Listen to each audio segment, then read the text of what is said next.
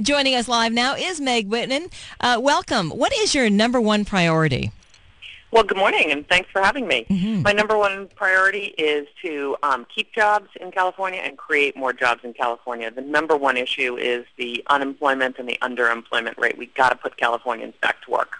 Now, I got to ask you this here. One more question here. You talked about that, putting California back to work. You said you would like to cut taxes and give business more incentive to invest. What do you mean by that, and how do you go about pulling that off in this kind of an economy? Yeah, well, we've got to make this a better place to do business. We're losing jobs to not so much India and China, but neighboring states like Arizona, Colorado, Utah, and Texas, because tax rates are lower and regulations are far simpler and more streamlined. So let's focus the tax policy on helping companies employ people. So one example is a manufacturing sales tax exemption. Did you know that we're one of only a handful of states in America that actually require manufacturers to pay sales tax on the equipment they buy to outfit their manufacturing operations? Wow. So manufacturers are at a huge disadvantage in California. So those are the kinds of things I want to look at.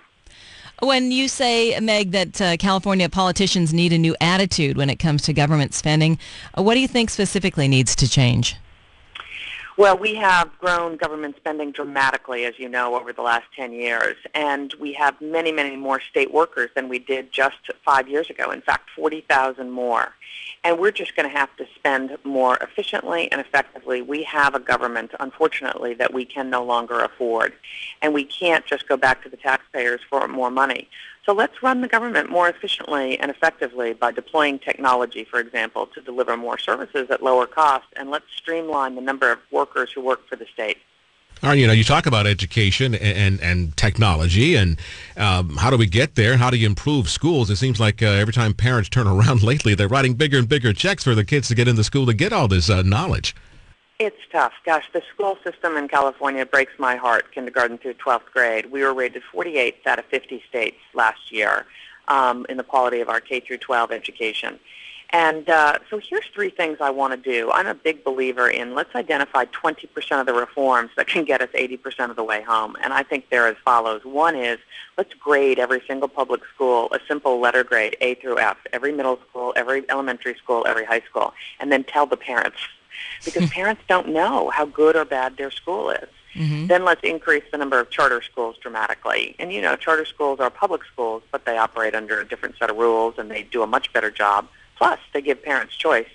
And then let's pay the better teachers more. Let's find them, pay the better teachers more, and find another line of work for the teachers who aren't doing the job for our kids. And I think we can be first again. It will take a number of years. It's a big undertaking. But we should set out our objective of being the number one school system in America.